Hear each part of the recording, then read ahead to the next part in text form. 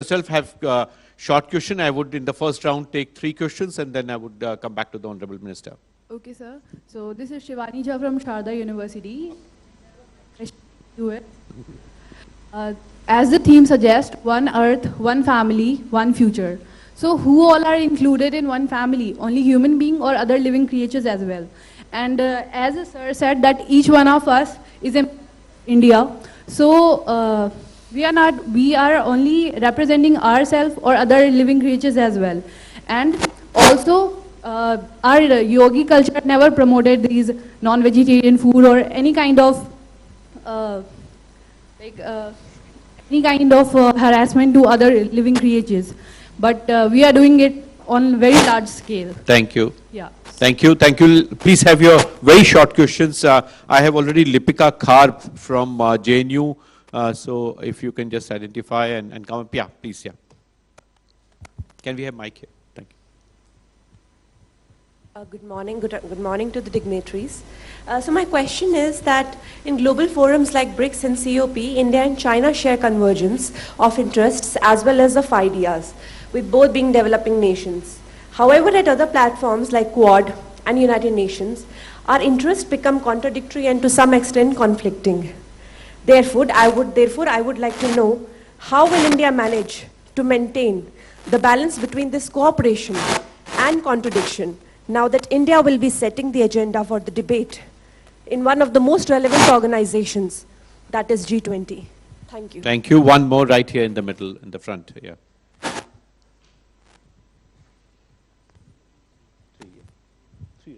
Good afternoon, sir. My name is Karthik Garg. I'm a master's student at International Relations, Jawaharlal Nehru University. So India has always been supportive of multilateralism when it comes to the foreign policy. And yeah, as you also mentioned in one of the conference that India does not want to join one of the bloc but consider itself as a bloc because we are one of the fifth largest economy and everything. But looking into the challenges from those countries who want to maintain the status quo, so how do you see G20 presidency as acting as the bridge to make the multilateral world more unified, sir?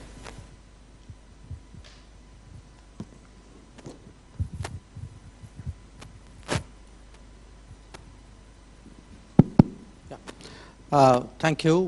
Thank you for the questions. The first question, I made the point to mention the fact that it's important for us today, including in the G20 context, to reassert and re-articulate our reverence for nature. And reverence for nature doesn't mean completely human-centric. I mean, it's nature in its entirety. So there are, deep traditions in our country. It's part of our culture. In many of us, I mean, it may not have been explicitly taught. It's habit. It's habit which we pick up from our families, from the environment around us, and it's just often we don't reflect on our habits. We sometimes, frankly, imitate the habits of other people. I'm not saying that's necessarily wrong, but certainly the more we delve into our own beliefs and traditions and heritage, I think there are sources of strength, including in the precise point you made, which is that we should be caring of nature in its widest possible definition, including all beings and all forms of nature. Now, if I were to move from that to something very different, which is how do you, because this is in a sense that's a lifestyle question she's asking. Yours is more a statecraft kind of question. The statecraft here is really how do you manage contradictions? How do you have different agendas, different partners, different abilities to deal with them? And that is actually the challenge for diplomacy. Now, it is also a particular challenge for bigger countries, because bigger countries have more varied interests. So when you have more varied interests, you have different kinds of partners. Now, if you look today at who are our partners, Our political partners, our security partners, our developmental partners, our energy partners, our digital partners would all be different combinations of people. So it's not just how do you deal with two sets of people. Depending on the issue, you will get a different combination of countries to deal with. Now, how does that play into G20? It is precisely because we have, shall I say, grown that ability to deal with on different agendas with different partners. That is the value that we bring to the G20. Today, I'll be very honest with you, the world is very polarized. You know, many of the issues that I put, I mean, they sound very measured when I use the words that I did. But for a lot of countries, these are very passionate issues about which they have very strong feelings. You know, even having everybody in the room was a real challenge in the last G20 meeting in Bali. So a country like India, which is independent-minded, which, you know, in a sense is respected to a great extent, is trusted, which has a kind of a middle ground to bring differing parties to the table. And it's not just us alone. I mean, we work with other countries. We were, for example, very supportive of the Indonesian presidency in Bali. I think the value for countries who are in the middle, who are good at forging common ground, who have multiple relationships, I think that has grown in a polarized world. And my sense is the value of the Indian presidency will be demonstrated precisely because we have that trait. The third question, which is the status quo, you know, how do you deal with the status quo? You know, it's an interesting question you are asking because till 2008, G20 started in 2008. Till 2008, there was something called the G7. Briefly, it was a G8. So, you know, they took in Russia, then they took out Russia. And the belief was that the big world issues, the global issues, would be decided by the most developed countries who were the G7, who were primarily northern countries. You know, this was basically Europe and North America together. And they found when there was a crisis in 2008 that it was not possible for them anymore to produce realistic responses to that global financial crisis. So G20 itself is a statement that the status quo has to evolve, that it has to change. But because it changed from G7 to G20, it doesn't mean that is the last word. It is just one step in the change of that status quo.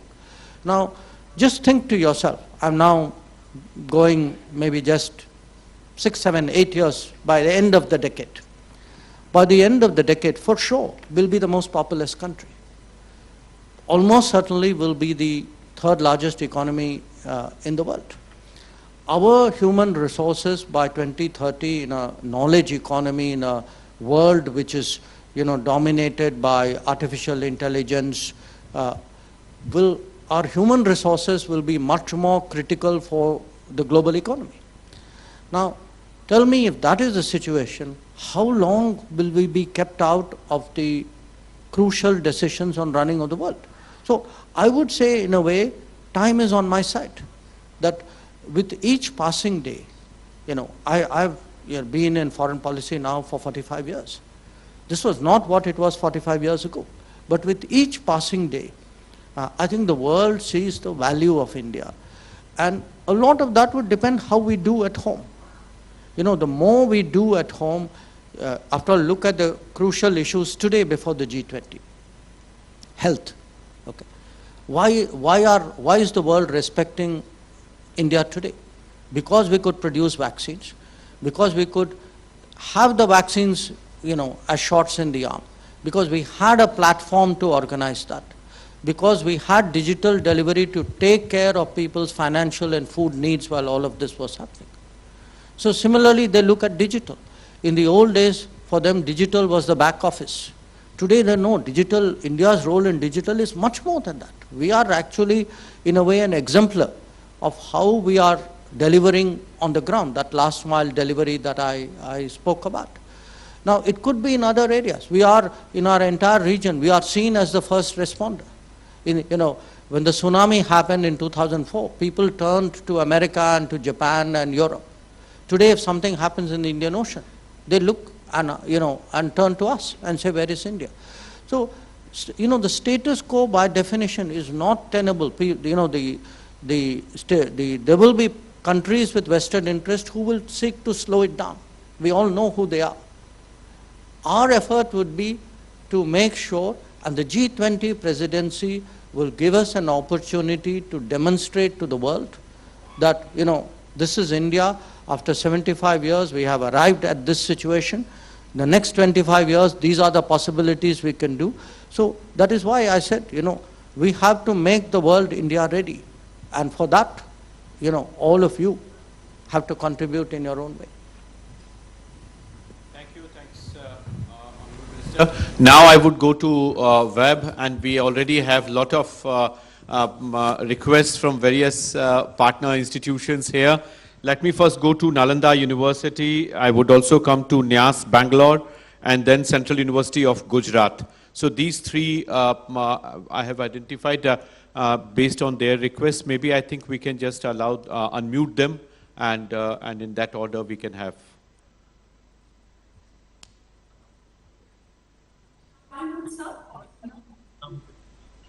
My question. Being at Nalanda University, I wish to ask, how can we bring the global south into powerful conversation in a polarized world in context of G20? Question, can you please repeat that?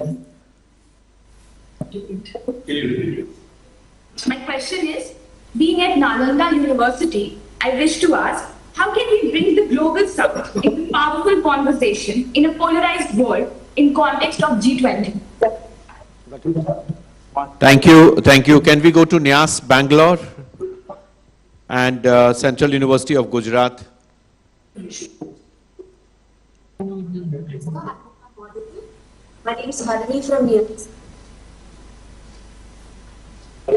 My question is, how can India use the G20 presidency to enhance its engagement in the global commons and among new emerging technological domains for developmental goals? Indonesia had something called Space 20. Should we be looking at outer space, AI, cyberspace, and R&D in these domains for this year?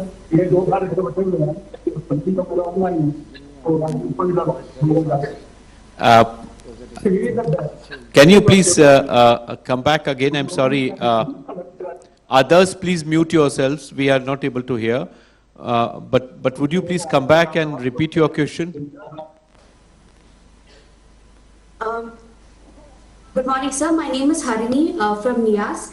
My question is, how can India use the G20 presidency to enhance our engagement in the global commons and among new emerging technological domains for our common developmental goals? For example, Indonesia had a Space 20. Should India also be looking at outer space, AI, cyberspace, and R&D in these domains during the year? Excellent. Thank you. Thank you. Now, can we have our colleagues from Central University of Gujarat? Good afternoon. My question is, how can young scholars contribute to formulate better policies to cope up with coastal security challenges like trafficking or ecological degradation in Gujarat or other sensitive areas? Thank you. Thanks a lot. I would now hand it over to the Honorable Minister. Thank you.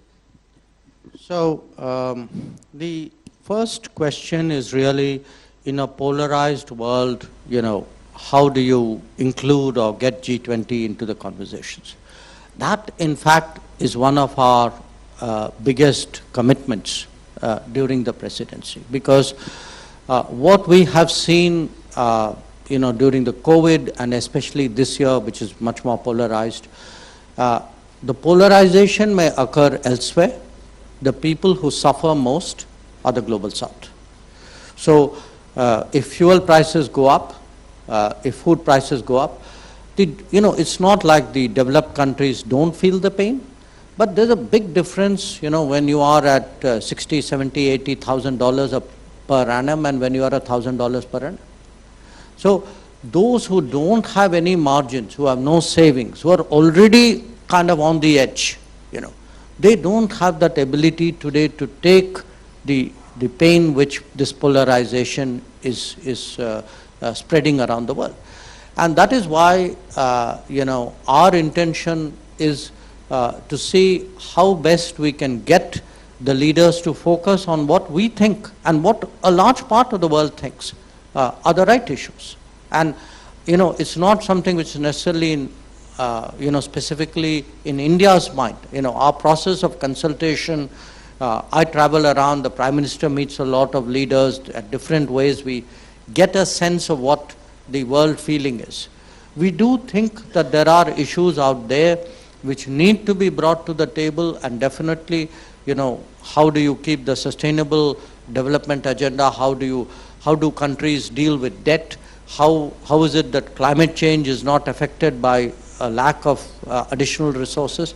These are all issues today, and our intention is very much to be a champion of Global South and find ways. And that's why the majority of our guests who were brought in, please note, are actually from the Global South. So that's what we are trying to do there. On the second issue, the global commons issue, it's a very good question, because again, what we have seen maybe in the last decade is more countries are acting nationally, and the ability to work together to protect and preserve and nurture the global commons is actually decreasing. And the idea that one or two countries can bear this burden sometimes has used to happen in the past. I think that era is now behind us. So again, our intention going into G20 is very much to look at collaborative solutions for many challenges, including some of the issues which were highlighted. But associated with this, just look also at things which are happening. They may be happening outside the G20, but it shows a mindset which we will be taking into G20. Some of you would have read recently about, there was a satellite from Bhutan which was launched just a few days ago. Or as you saw during, COVID, our willingness to work with a lot of countries in the Global South. You are all students, You would see today the number of foreign students in Indian universities. We are seeking to expand it. We have specific programs to different regions, from PhD to bachelor's degree. How do we actually get more students in? We are looking at distance health and distance education as ways of connecting more with the people. So I think an India today which is willing to, which has more capabilities, which has stronger technologies, which has, as the Prime Minister keeps reminding us, a heritage, a tradition of humanistic thinking. I think we can actually, demonstrate a difference. Now, whether other countries share it or not share it, that is up to them. But at least from our point of view, we can show, okay, I had this opportunity, I used this opportunity to the best, to the world's good. And I think that's a very, very powerful message that will and should come out. The third issue, what can young scholars do? I mean, first of all, young scholars can do a lot, partly because they're scholars, but even more because they're young. And I'm not saying this to flatter you, because your ways of communicating are very, very different. Your ways of spreading message is, far more effective. I would sit and read a newspaper. You're done with the equivalent of a newspaper in the first 30 seconds after you get up, So if you look at these big challenges that we have, what are these challenges? A lot of them are awareness challenges. Trafficking will continue if people are not aware of what trafficking is about. Coastal, habitation and environment will be destroyed if people do not realize actually what is happening out there. So the power of the younger generation actually to, and think back, I give you some very small examples, say fireworks. How much fireworks used to trouble us till actually there was a movement saying, look, this is not good for the environment.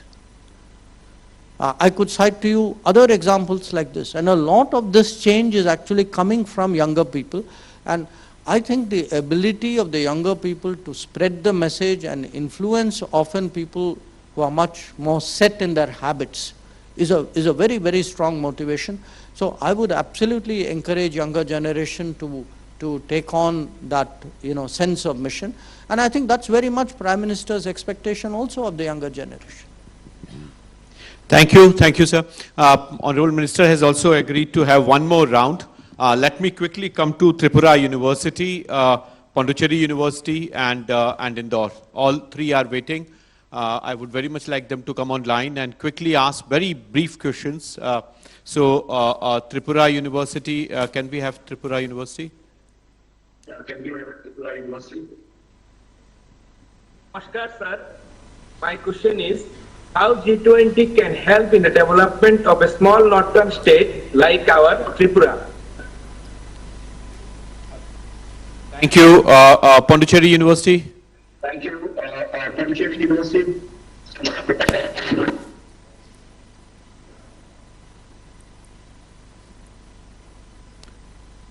Can we have Pondicherry University? If not, DAVV Indore. Namaste, sir.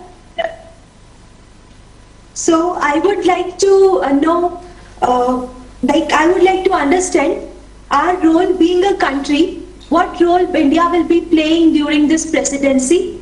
Being a researcher, how can we contribute to the presidency period, and how it will be beneficial for India, and especially what sectors of economy we'll be focusing upon. Thank you. Thank you. Now, last question from the room. Anyone? My goodness, we would have to really make a choice, sir. I think you would have to spend half a day with them at least. So I can't decide about this. Maybe I think I would go right at the end, in the middle. Yes, there.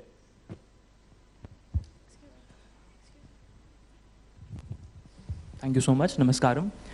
So, what are the biggest geopolitical hurdles and challenges to India while successfully organizing G20 summit, and what are the solutions to it? Furthermore, is it correct to say that this G20 presidentship will be a catalyst to transform India into a superpower and a developed country much ahead of our own estimated targets? The first question, if I understood it, was, how would it help a state like Tripura? I think that's a question which all other states can also ask with equal logic. And I'll tell you how it would help. I mean, first of all, to the extent that there is overall national gain out of G20, gain of influence, gain of image, gain of recognition, gain of familiarity with our country, it will apply across the country. So every state of India would gain. But what we are also trying to do is actually see that G20 delegates have an opportunity to visit as many states of India as possible, as many cities of India as possible. So, as I said, the Prime Minister day one told us, he said, this is not a Delhi event. Take it across the country. Take it out of the capital. So, there will be naturally a few events. It is the capital of the country. But beyond that, our intention is to take it across the length and breadth of India. And I would say this, I have myself been attending G20s from 2015 regularly. I missed 1 year, but otherwise the last 8 G20s I've done. What happens in a G20 typically is delegates, for whatever meeting will come, often they are regular delegates, they're domain experts or they're officials. So whatever impressions they gather, they will spread it in their peer group. They will also pass it back into the system. So what would happen, say for Tripura, would be whichever meeting is held in Tripura, there will be a set of people, I assure you, who had no feel for Tripura before, would probably not have been there. But as a consequence of the G20, would have come there, spent time there, maybe eaten local meals there, seen the local culture there, and gone back. And in their minds, definitely Tripura is very, very strongly on the map. So the whole idea in that sense is really to make the world much more appreciative and understanding of the diversity and the richness of India. And that is really something, as I said, we want to make this a people's G20 so that we have, the people who go back must not just have a sense of a state or a city, they must have a sense of a people. And that is very much our expectation. We are very confident that this approach of the Prime Minister would work very, very well. The second question, the researchers, how would the economy benefit? Or I'll club the two, the economy and the geopolitical hurdles in a way. Look, it's not like G20 happen. I mean, yes, of course, there will be some benefits. A lot of people would come. There'll be a lot of direct activity. After all, MICE itself today is recognized as a substantial economic activity. But the indirect benefits of the world's understanding and appreciation of India will also translate into the world's economic judgments about India. When people come and see our capabilities, some government, some business, some officials, some activists, some organization will say, those are 3 new things I didn't know the Indians could do or do so well. So we expect, whether it's economic issues or whether it's their political assessment of India, whether, it's a cumulative sense of the country, its history, its heritage, its civilization, that will certainly grow. Now, in terms of the geopolitical hurdles, in a way, I answered that question earlier, that it is a very polarized world. I'm not underestimating it. I know there will be challenges, but we have contributed in our own way in support of the Indonesian presidency. So we have a good sense of what some of these challenges will be. And we do think that India's good standing, the fact that people know we are an independent-minded country, we will do what is right, we will do what is good for the world. I think that will stand us in very good stead, and I'm very confident we will overcome the geopolitical challenges. Now, having said that, I felt really bad how many hands were raised, so okay, I'll do one more round, but absolutely the last round. Thank you. Thank you. Thanks a lot, sir. I think that's great. Okay, please. He gets first mover's advantage. Please. A very good afternoon, sir. I am Raghvendra Dadij from Amity University, Haryana. Sir, I would like to ask you that as India is assuming the presidency of G20, and we also took over the chair of SCO on the 16th of September, there is a great opportunity to show the world the capability of India in becoming Vishwaguru. How we are looking forward to take some bold moves in the discussions related to global crisis, keeping our national interest in the forefront, and also put forward our candidature as a permanent member in UNSC. Thank you, sir. Thank you. Let me go in that corner. Yes, please. Yeah.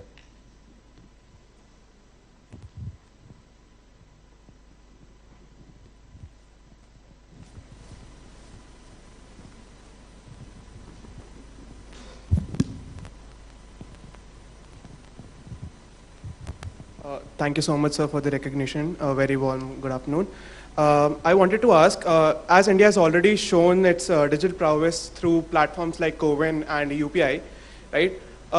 Is there any other sector that India aims to pioneer, knowing the entrepreneurship and the spirit that the nation has shown? My name is Shivoham, and I am from Amity University. Thank you. Let me have this girl right here in the middle.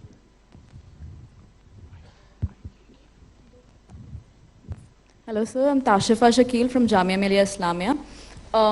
This is a sort of a personal question. So in the first session, sir was talking about MUNs and how, like in Model United Nations, we can keep the theme as G20.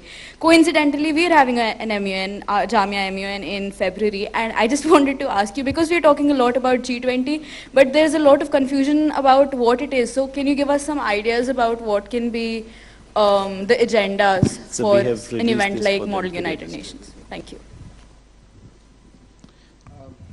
Okay. The first question, you know, look, there are many things we have done which would be relevant to the rest of the world. A lot of it is relevant to the developing world, but a lot of it may be relevant to other people as well. The presidencies that we do, you know, these are opportunities. I mean, the biggest, of course, is the G20. I'm impressed that you also picked up on the SCO, and there'll be other occasions like this, because we are today joining many more organizations. Our leaderships of those organizations make a difference. People have expectations of us. So when there is a, it was not like foreign policy didn't happen earlier. They happened earlier too. It is just that at that time maybe we were not so strongly in the world's radar. Their expectations of us was not so strong. So with the passage of time, I think more and more countries do have takeaways when they deal with us. There can be technology takeaways, it could be digital, it could be health, it could be climate, because this country is undergoing an extraordinary pace of change right now. So even when I go out, I mean, it's very interesting. It's, you know, I often do my foreign policy conversation, but at least half the conversations I have with other foreign ministers, they actually ask me saying, I read this about India. And a lot of it is, you know, maybe something on a university or school, playing field, a tech company, the innovation. They are very curious. The world is intensely interested in actually this transformation which is taking place, and this offers us an opportunity. Now, I'm very confident with the passage of time, there's a global understanding which will strengthen our case to become a permanent member of the UN Security Council, because finally we will need the, you know, the strongest support from the world for that to happen. You mentioned COVID and UPI and said, okay, what other sectors? Look, the sectors are infinite, because I'll tell you what has changed in this country. I do visit universities from time to time, as frequently as I can. And even when I visit universities, I see a change. It's a change maybe in the last 5 years. And I know I have a UGC chairman and a vice chancellor sitting next to me. You know, 5 years ago, if a minister came to a university, people would say, you know, meet our best students, you know, these are our gold medalists, or these are our students who've done well. Today, any university I go to, especially I've seen it in the technical universities, the business universities, they put up people and say, you know, meet these people. These are the people who've done, innovations, they have startups, these people have patents. This is a very different era that we have now moved into. So much of the world is today interested in those capabilities. You know, what is it that India would produce? I'm looking today, often, you know, people ask me about businesses. In the old days, I could have said, okay, I know these businesses. Today, they are multiplying so fast that we can't keep track of it. And that's the energy today which, in a sense, has been unleashed. And certainly one which I hope G20 members will come and experience for themselves. Because, again, I'll tell you one thing. You know, when you, as I said, I've done 8 G20s before. It's not like you go in, do the meeting and get out. That might happen at the summit meeting. But if you are there as a minister, or you're there as an official, or you're there as an activist, or a domain expert, anybody coming to India will also spend a day or two before, a day or two after, maybe go to another place. There will be a much bigger exposure than just the immediate meeting. And I'm sure they'll pick up that sense of change in India. In fact, many of them would probably already know it and want to come and see it for themselves. So finally, the question, what happens in a model UN? I think Chief Mr. Shingla pointed out part of the answer is here. This would give it, but you know, as people who attend the real UN, I can tell you, you know, the whole idea, the best way of doing it is like to grasp that sense, the nichod of the whole thing, which is really an India which wants the G20 today to look at the core issues of the world, you know, finance, trade, development, equity, sustainable climate. These are really the big issues which confront the world. Internalize it, and I'm sure your model UN will be wonderful.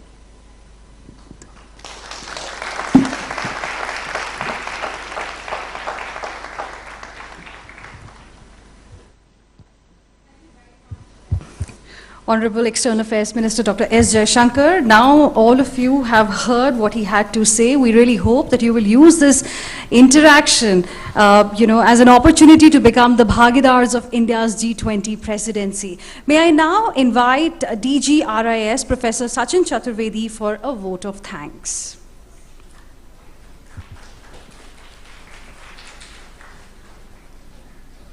Thank you, friends, ladies and gentlemen. Honorable Vice Chancellors, respected External Affairs Minister. We had excellent interaction with the Honorable Minister today, as all of you would agree. As Chairman UGC very rightly said, this is a great beginning of India's G20 presidency with students, youth, and university. I think this is something which is absolutely essential and important for us to connect youth and university with this mega international initiative that India has. As External Affairs Minister mentioned, this is not just a routine diplomatic exercise. This is something far beyond that. The idea behind this whole initiative, when we were discussing with Chief Coordinator Ambassador Shringla, 3 points emerged. Number one was to create greater awareness about G20 presidency among the youth.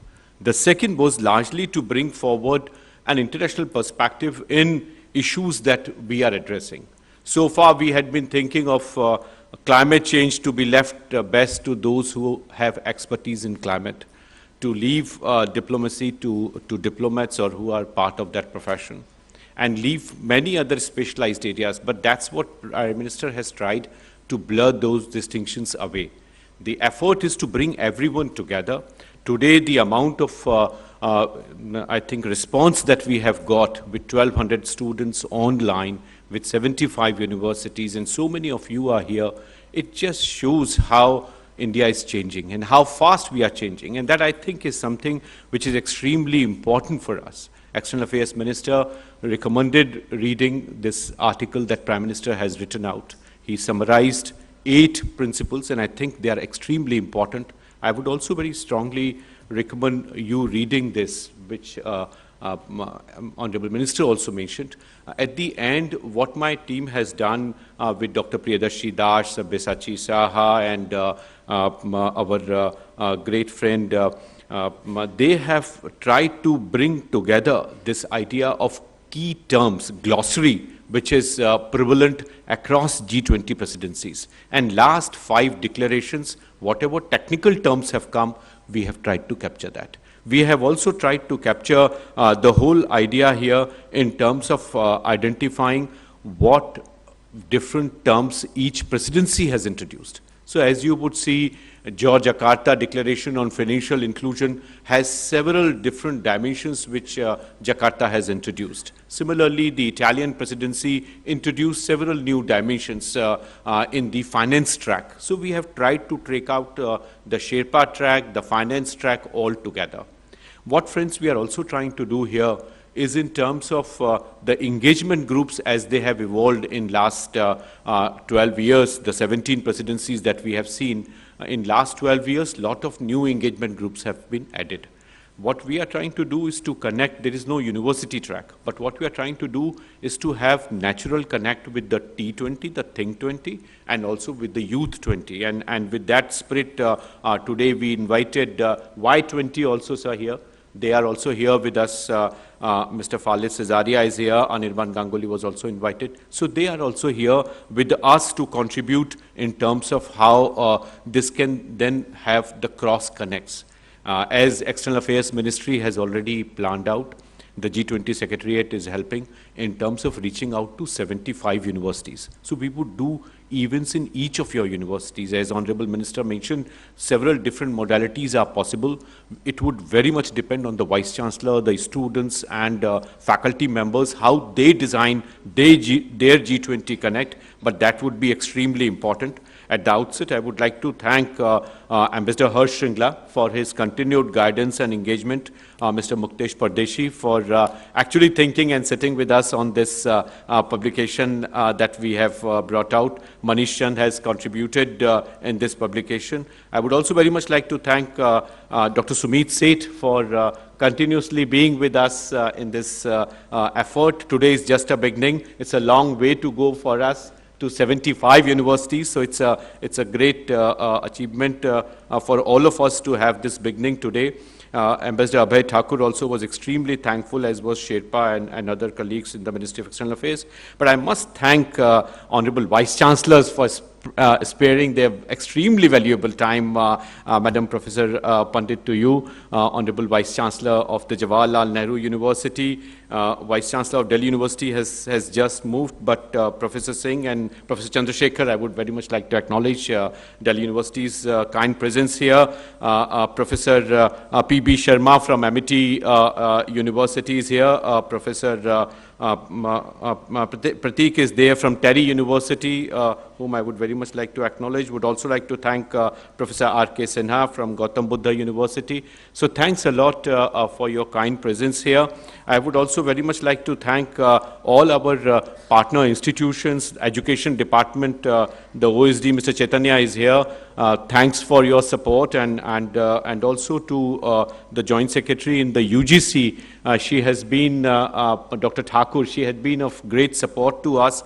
This movement would not have been possible had UGC not intervened and supported us. So friends, this is a great movement, a great beginning.